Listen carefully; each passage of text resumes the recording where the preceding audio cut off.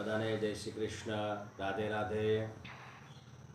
દરેક ભક્તોનું મારા યુટ્યુબ ચેનલની અંદર ફરીવાર બધાનું સ્વાગત કરી રહ્યો છું. તો મિત્રો, આજે નવા વિડીયોની અંદર પણ આપણે ગરુડ પુરાણના 6ઠ્ઠા અધ્યાય વિશે સંપૂર્ણ જાણીશું. તો મિત્રો, હું છું બ્રિજેશ ઉપાધ્યાય. તો 6ઠ્ઠો અધ્યાય છે ગરુડ મહાપુરાણની અંદર, જેનું નામ છે પાપી જન્માદિ દુઃખ નિરૂપણ નામનો અધ્યાય છે. પાપી જન્માદિના દુઃખનું વર્ણન આની કરેલું છે. મિત્રો, આ વિડીયોની શરૂઆત કરીએ છીએ. તો મિત્રો, હું છું બ્રિજેશ ઉપાધ્યાય. વિડીયો મારું પસંદ આવે તો વિડીયોને લાઈક કરજો. કમેન્ટમાં જય શ્રી કૃષ્ણ લખવાનું ભૂલશો નહીં. વિડીયોની શરૂઆત કરીએ છીએ. અધ્યાય 6ઠ્ઠો.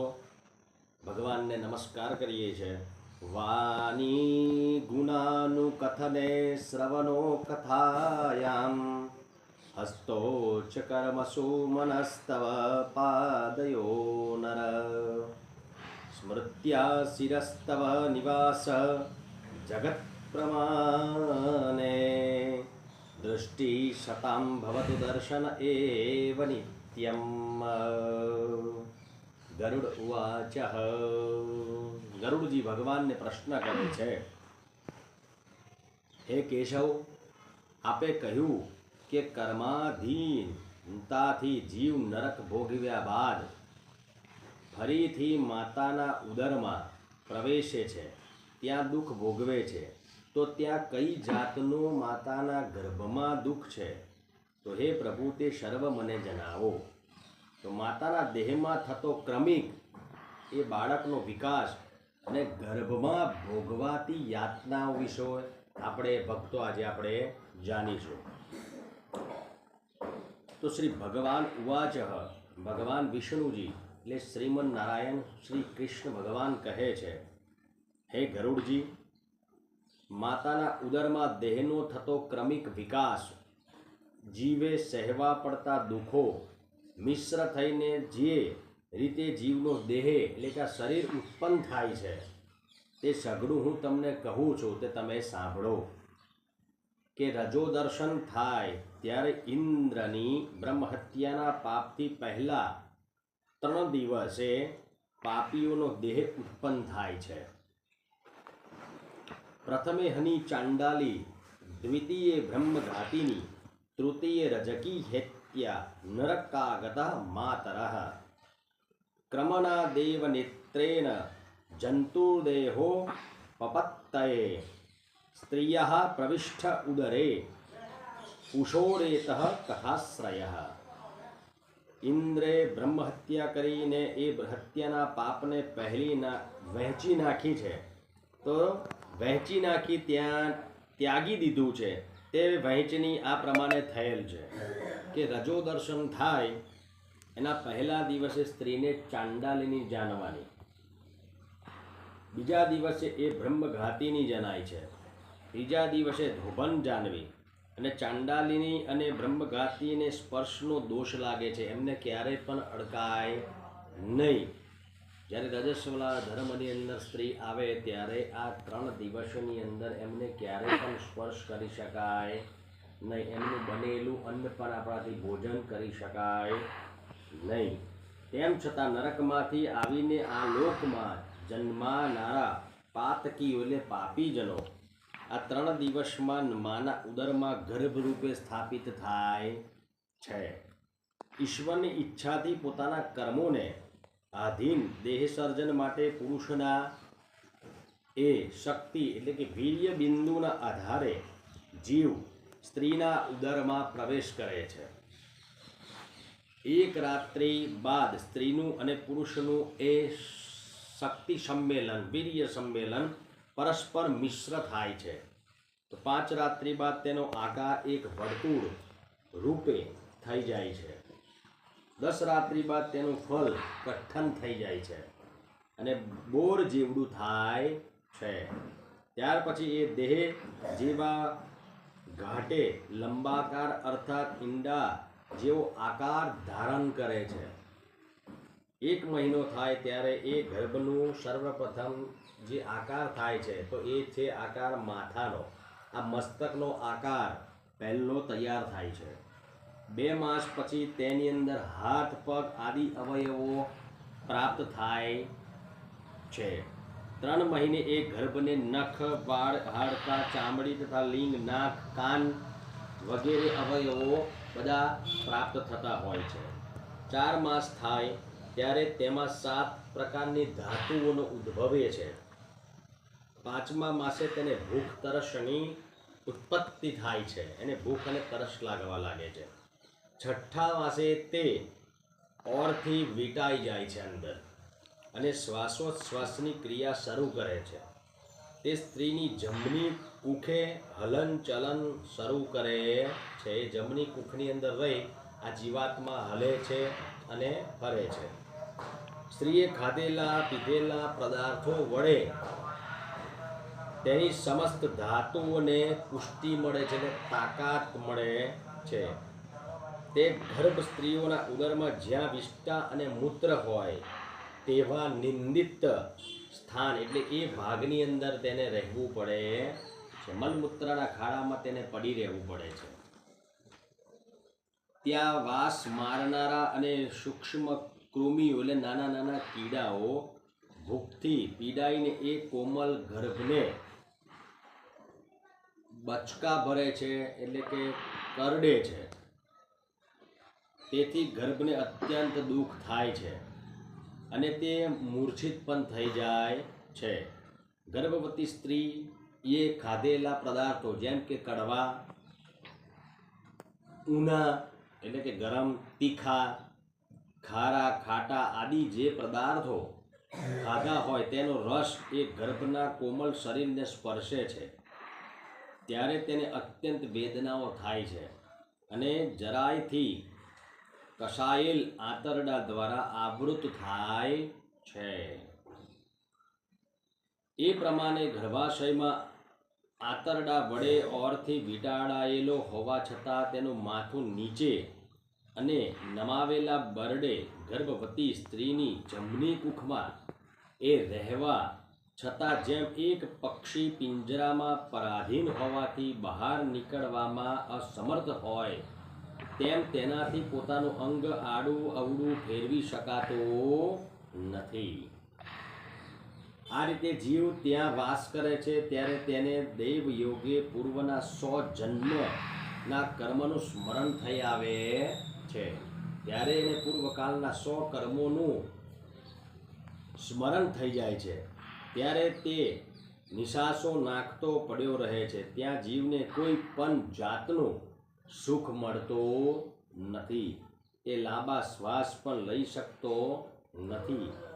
પછી આત્મ સાક્ષાત્કાર પામેલા સપ્ત ધાતુઓના 7 બંધનોથી યુક્ત એવો એ ગર્ભવાસી જીવ હાથ જોડી યાચના કરીને શ્રી હરિને એટલે ભગવાન શ્રી કૃષ્ણને યાદ કરે છે અને તેને ઉદરમાં પૂર્યો છે તે વિશે દીનતાપૂર્વક શ્રી હરિની સ્તુતિ કરે છે. અને સ્તુતિ કરતા કરતા કહે છે, શ્રી કૃષ્ણ ગોવિંદ હરે મુરારે, હે નાથ નારાયણ વાસુદેવ. સ્તુતિ જ્ઞાન કરે છે ત્યારે 7મા મહિને તેને જ્ઞાન પ્રાપ્ત થવા છતાંય ગર્ભસ્થલે પીડાથી કંપતો ત્યાં નરકમના કીડાની જેમ આમ તેમ એ માના ઉદરની અંદર ગર્ભમાં ફરતો રહે છે, જમણી કુખની અંદર. હવે ગર્ભમાં જીવની ભગવાન પ્રતિ સ્તુતિ કેવી રીતે કરે છે એ સાંભળો. જીવ ઉવાચ, હવે જીવ પોતે સ્વયં કહે છે ભગવાનને, શ્રીપતિમ જગદાધારમ શુભક્ષયકારકમ વજ્રામી શરણમ વિષ્ણુ શરણાગત વત્સલમ ત્વન્માયા મોહિતો દેહે તથા પુત્ર કલત્રકે અહમ મમાભિમાનેન ગતોહમ નાથ સમૃતિમ. જીવ ભગવાનને સ્તુતિ કરતા કહે છે, હે શ્રી કેશવ, હે હરિ, હું તમારે શરણે છું, કેમ કે આપ સમસ્ત જગતના આધાર છો અને સમસ્ત પાપોનો નાશ કરનારા છો. આપના શરણે આવનાર પર આપ દયા દાખવો છો. હે નારાયણ, આપણી માયાથી મોહ પામીને હું દેહ, સ્ત્રી, પુત્ર આદિના અહંકારે તથા મમત્વથી આ સંસારમાં પુનઃ પ્રવેશ્યો છું. તમારી કૃપાથી જ આ સંસારમાં હું પાછો પ્રવેશ્યો છું. આ સંસારમાં મેં અગાઉ ઘણા પુણ્યો પાપો કર્યા. અંતકાલે મારો દેહ બળ્યો. મેં સંપાદિત કરેલા દ્રવ્ય સંપત્તિના ભાગલા પાડ્યા. હે પ્રભુ, જો હું અહીંથી છૂટીશ તો આપનું ભજન કરીશ, આપના ચરણોનું સ્મરણ કરીશ. હું એવું સાધન કરીશ કે મારે આ ભવ ફેરામાં ફરીથી ન આવવું પડે, મારી મુક્તિ થઈ જાય. જો દરેક જીવાત્મા માના ઉદરમાં ગર્ભમાં રહે છે, ભગવાન સાથે વચને બંધાય છે, કહે છે કે હે પ્રભુ, મારી અહીંયાથી મુક્તિ કરાવો. હું જ્યાં સુધી નીચે રહીશ પૃથ્વી પર ત્યાં સુધી તમારું ભજન કરતો રહીશ. તમને હું ક્યારેય ભૂલું નહીં, તમારી નિત્ય યાદ કરતો રહીશ, તમારું કીર્તન કરતો રહીશ. પણ છતાં પણ મનુષ્ય આ માયાજલમાં ફસાઈને ભગવાનને ભૂલી જાય છે. ત્યારે કહે છે કે હે પ્રભુ, વિષ્ટા તથા મૂત્રના ખાડામાં પડ્યો હોવા છતાં હું જઠાર અગ્નિથી પીડાઉં છું. હે ભગવાન, હું અહીંથી બહાર નીકળવા માગું છું. ભગવાનને કહે છે કે મને અહીંયાથી બહાર કાઢો. હે પ્રભુ, મને અહીંથી ક્યારે તમે છોડાવશો? દયાળુ પ્રભુએ મને આ જ્ઞાન આપ્યું છે. આપની શરણમાં હું આવ્યો છું. હે શરણાગત વત્સલ, હે પ્રભુ, મારે આ સંસાર ફરીથી જોઈતો નથી. ભગવાનને કહે છે એ જીવ કે મારે આ સંસાર ફરીથી નથી જોઈતો. વળી એ જીવ ફરીથી કહે છે હે પ્રભુ, ગર્ભવાસમાંથી હું મુક્ત થઈ ફરીથી જન્મ લેવા માંગતો નથી. કારણ કે જન્મ લઉં તો હું નક્કી પાછા પાપ કર્મો કરું, દુષ્કૃત્યો કરીને બુરી ગતિ પ્રાપ્ત કરવાનો જ છું. મારે આ મહાક્લેશયુક્ત ગર્ભવાસમાં રહેવું પડે તેથી મને ચિંતા નથી. કારણ કે અહીં તો હું નિર્ભય બનીને માત્ર આપનો જ આશ્રય કરીશ અને એ રીતે સંસાર દુઃખથી સ્વયં હું ઉદ્ધાર પામીશ. ત્યારે ભગવાન કહે છે હે ગરુડજી, જો આ પ્રમાણે ગર્ભમાંથી બહાર આવ્યા પછીની જીવની સ્થિતિ મારું સ્તવન કરવા છતાં 10 મહિના થાય ત્યારે તે જીવને પ્રસૂતિ કાલે ઉદરમાં ઉત્પન્ન થયેલ વાયુ ગર્ભનું મોં નીચું કરીને ઉદરમાંથી બહાર ધકેલે છે. એ વાયુના સ્પર્શથી તત્કાલ નીચે ડોકે અત્યંત પીડા પામી યોની દ્વારેથી બહાર નીકળે છે.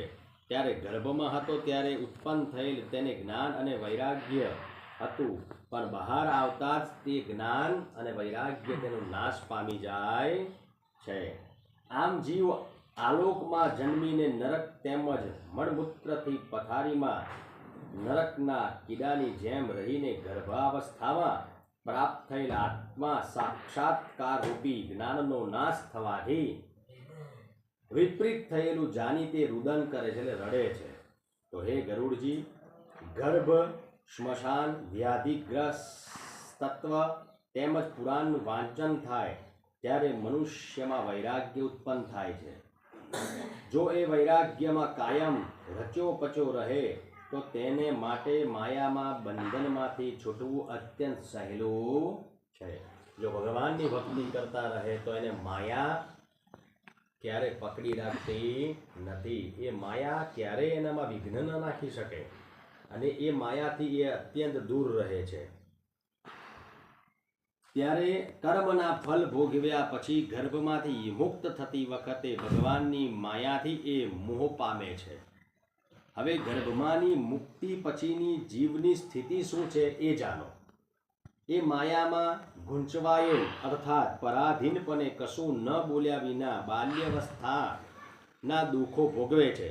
બાળકના મનની વાત જાણવા આસક્ત સગા તેમનું પોષણ કરે છે, છતાં તેના મનમાં શું છે તે તેમને સૂઝતું નથી. કેમ કે દુઃખ અને ભૂખથી બાળક પોતાના મનની વાત કહી શકતું નથી. તે રોવા લાગે છે, એટલે રડવા લાગે છે. ત્યારે માતા પિતા તેને દૂધ આદિ આપે છે. આમ તેનું પાલન કરે છે. અપવિત્ર હોવા છતાં માંકડ આદિ જીવોવાળી પથારીમાં તેને સૂવું પડે છે. પોતાના શરીરે ખંજવાળ આવે કે અન્ય કારણોસર તેને અન્યત્ર ખસવું હોય કે જવું હોય તેમજ અન્ય શારીરિક ચેષ્ટાઓ અંગે તેને ઘણું જ અસમર્થ તે હોય છે. આવા કારણોથી તેના કોમળ નાજુક દેહને મચ્છર કરડે છે, માંકડ કરડે છે, ચાંચડ કરડે છે આદિ કરડે છે અને તેને દુઃખ થાય છે. આ રીતે શિશુ તથા પૌંગડાવસ્થા જન્મથી 11 વર્ષ સુધીની અવસ્થામાં અનેક દુઃખો ભોગવ્યા બાદ તે યૌવનાવસ્થા પ્રાપ્ત કરે છે, એટલે યુવાનીની અંદર આવે છે. આ અવસ્થામાં અન્યાયીપણે તે ધન સંપાદિત કરે છે. આ અવસ્થામાં દુર્વ્યસનના આસક્ત થઈને તે નીચલી સંગતિ કરે છે તથા વિષયોમાં પ્રીતિ ધરાવવાના કારણે શાસ્ત્રો તેમજ સત્સમાગમનો દ્વેષી બની જાય છે. આ બધી ભગવાનની જ માયા છે એમ સ્ત્રીઓને દેખતા શીખે છે. સ્ત્રીને જોતા જ નેત્રોના કટાક્ષ આદિ ભાવોને નિરખતા તેમજ અજિતેન્દ્રિય પનાના કારણે દીવામાં જેમ પતંગિયું પડે છે તેમ વિષય લોભથી પ્રેરાઈને નરકમાં પડે છે. હરણ, હાથી, પતંગિયું, ભમરો તથા માછલું એ 5 પ્રાણીઓ આ માત્ર એક વિષયોના ભોગી અર્થાત હરણ કાન, હાથી સ્પર્શ, પતંગિયું રૂપ, માછલી જીહવા અને ભમરો સુગંધીને પ્રિય માને છે.